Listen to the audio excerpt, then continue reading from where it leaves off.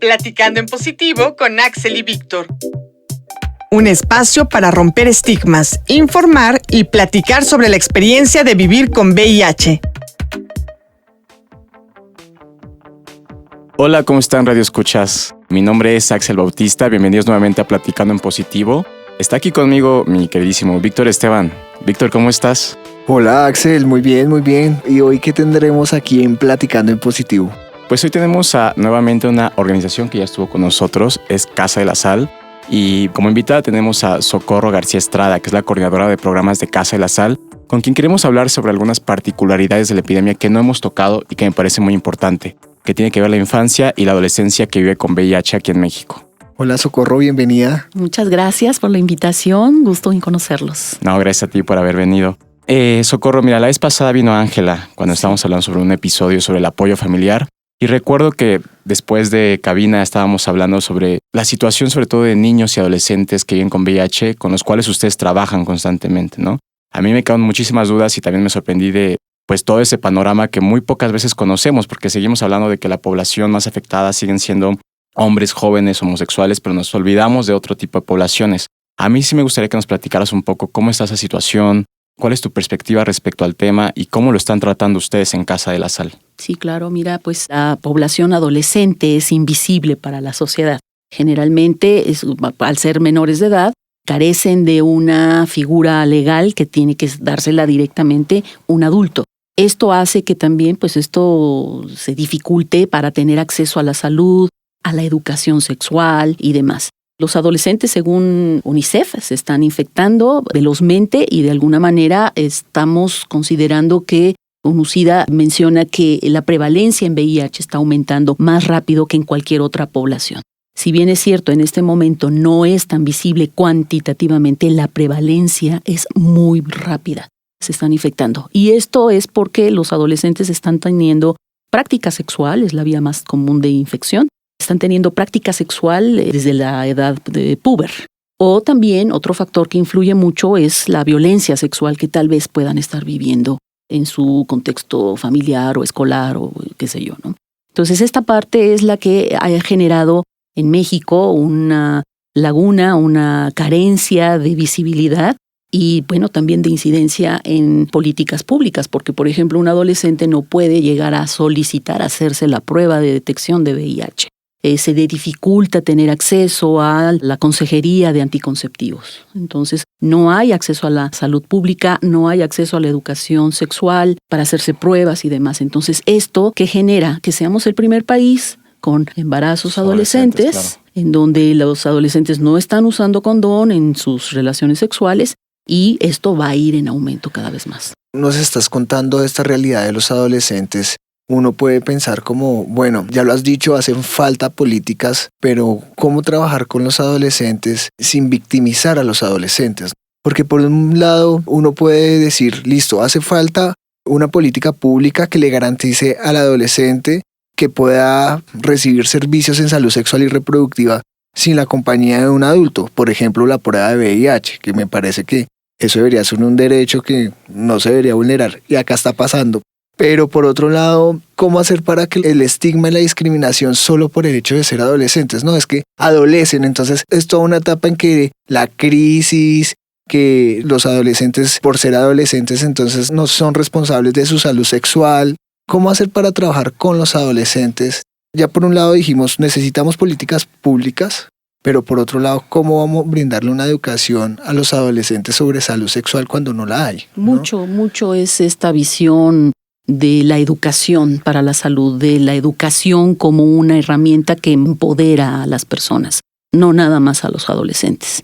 Y esto tiene mucho que ver, pues sí, con lo que se está recibiendo de educación sexual en los libros de texto, que es de corte biológico, no digo que esté mal, es muy útil, con fines reproductivos la sexualidad, ese es el enfoque que se les da, pero definitivamente en Casa de la Sal estamos apostando más en esta educación para la salud, educación para la sexualidad integral. Estamos hablando con los adolescentes de secundaria, de primaria, de cuarto, quinto, sexto de primaria, de bachillerato y de la universidad. Estamos trabajando talleres en donde los temas son diversos. Estos ejes temáticos pueden ser desde el autoconocimiento, la autoestima, el establecimiento de límites, porque por esto nosotros estamos convencidas que van a poder tomar una decisión más consciente, más conectada con su esencia, con su ser. ¿Por qué sí acepto? ¿Por qué no acepto? Antes de ponerte el condón. El condón es muy importante, la consejería del condón. También lo hacemos. En algunas escuelas nos lo permiten hacer, en otras escuelas no. Lo describimos, no podemos sacar los modelos, pero sí hay un poco más de apertura, pero no es suficiente. Hace falta que se tenga esta visión que la sexualidad no nada más es sexo, no nada más son relaciones sexuales.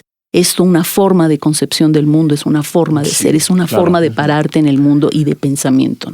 Cuando dices esta situación de que no les permiten mostrar a veces los condones, me recuerda, no sé, los años 80, una película que veíamos, la de 120 latidos por minuto, que justamente llegan los chavos con condones y era como, no los pueden mostrar, ¿no? O sea, de fondo también creo que existe una sociedad bastante moralina, si se le puede decir, ¿no? Que sigue creyendo que la adolescencia es una adolescencia asexuada. O sea, que los adolescentes no tienen una vida sexual y que la sexualidad empieza prácticamente desde que nos empezamos a crecer desde niños, ¿no? Sí, en la sociedad mexicana el caldo de cultivo para la infección de VIH y otras infecciones de transmisión sexual es la doble moral.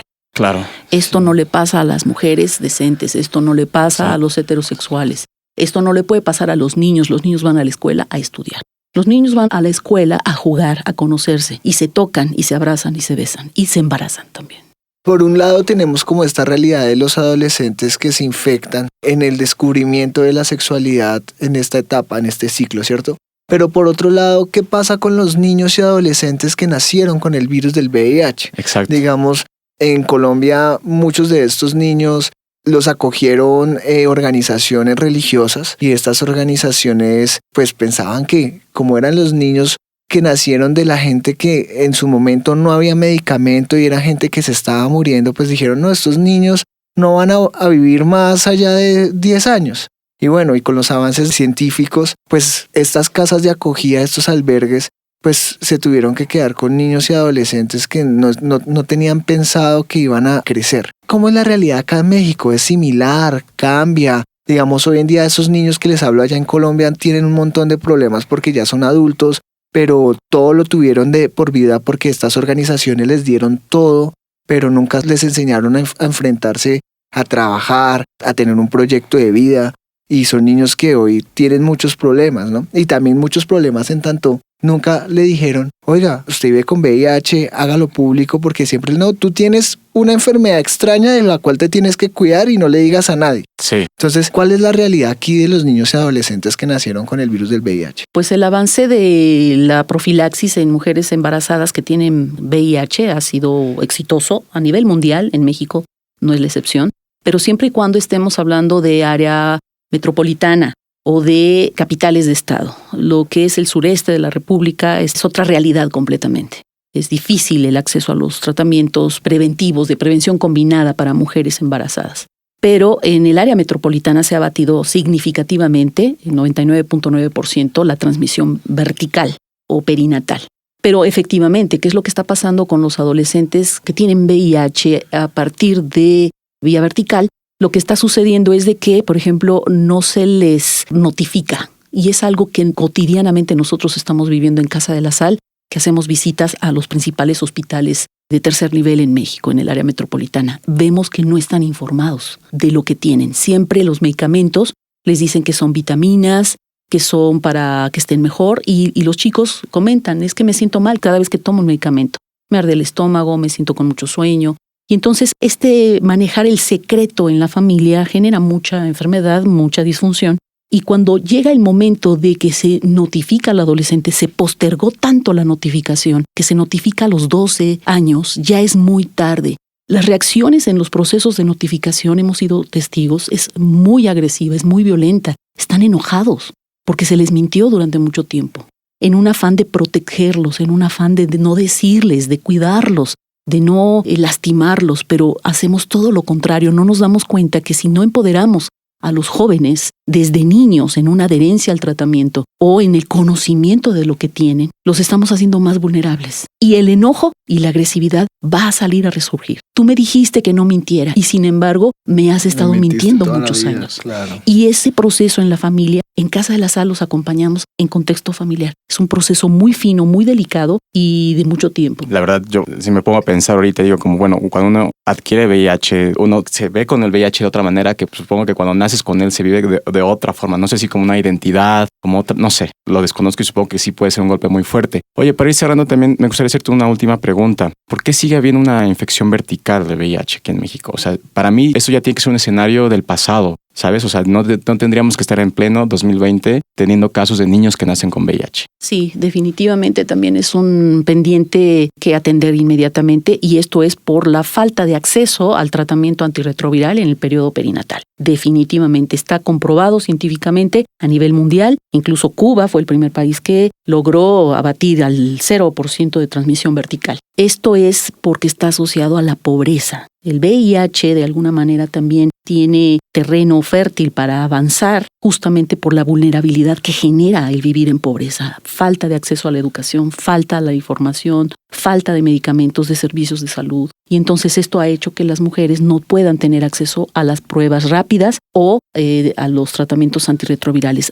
Es importante recordar que la prueba rápida tiene que ser por lo menos 2 veces a lo largo del embarazo, no una vez. Ok, pues Socorro, muchas gracias por haber estado en el programa. Ya estamos concluyendo. Antes de despedirnos, ¿nos puedes volver a dar las redes sociales de Casa de la Sal? ¿Dónde nos podemos encontrar? Con mucho gusto. Nuestro teléfono es el 1102-9003. Nuestra página es www.casadelasal.org.mx y estamos para servirles. Ojalá que nos inviten a dar pláticas, a trabajar mucho la prevención primaria. Queremos que la gente no tenga VIH. Cuídense, protéjanse y bueno, hagamos más amigable al condón. Seamos más amigos del condón. Gracias. Bueno, pues muchas gracias, Socorro. Me despido, un fuerte abrazo y nos vemos dentro de 8 días. Pues muchas gracias a todos, todas y todes. No olviden seguirnos en @platicanpositivo en Instagram. Nos estamos escuchando la siguiente semana. Te esperamos en la siguiente emisión, Platicando en Positivo con Axel y Víctor. Un espacio para romper estigmas, informar y platicar sobre la experiencia de vivir con VIH.